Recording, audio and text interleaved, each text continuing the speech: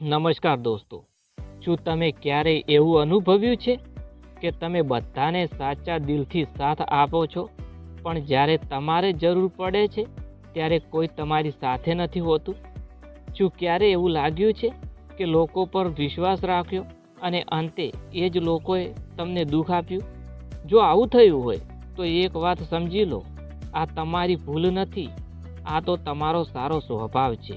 લોકો બદલાય છે, લોકો સ્વાર્થ પ્રમાણે આવે છે અને જાય છે, અને સૌથી કડવી હકીકત એ છે કે કોઈ પણ માણસ ક્યારેય પણ તમને સંપૂર્ણ રીતે સમજી શકતો નથી મિત્રો.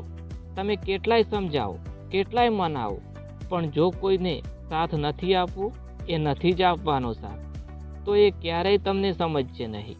એટલે જ એક સવાલ પૂછો તમારી જાતને, શું આપણે આખી જિંદગી લોકોને મનાવતા જ રહીશું, કે પછી હવે સમય આવી ગયો છે પોતાને સમજવાનો?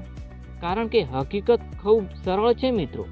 લોકો આજે છે, કાલે નહીં હોય, પણ તમારું મન અને તમારું જ્ઞાન એ તમારી સાથે આખી જિંદગી રહેવાનું છે. જ્યારે તમે એકલા પડી જાઓ છો ત્યારે સાચી લડાઈ શરૂ થાય છે. બહારના લોકો સાથે નહીં, પણ તમારા પોતાના મન સાથે. તમારું મન તમને ડરાવશે, તમારું મન તમને નબળું બનાવશે, તમારું મન કહેશે તમે એકલા છો, તમે કંઈ નથી કરી શકતા.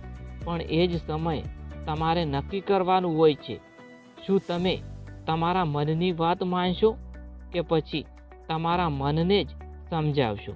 જે લોકો પાછળ તમે દોડશો તો તમને હંમેશા નિરાશા જ મળશે, પણ જો તમે તમારા મનને કાબૂમાં રાખશો તો આખી દુનિયાની કોઈ શક્તિ તમને તોડી શકશે નહીં. સાચું જ્ઞાન એટલે શું?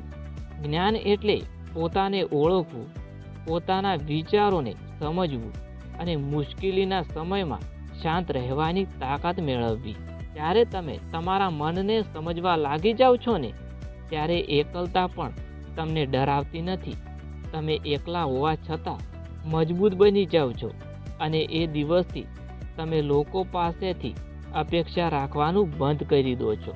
કારણ કે તમને ખબર પડી જાય છે કે મારી જિંદગીનો કંટ્રોલ મારા હાથમાં છે, બીજાના હાથમાં નહીં. એટલે આજથી એક નિર્ણય લો મિત્રો, હવે લોકોને મનાવવાનો પ્રયત્ન નથી કરવો, કારણ કે અંતે લોકો નહીં, તમારું મન અને તમારું જ્ઞાન જ તમને જીતાડશે. ધન્યવાદ દોસ્તો.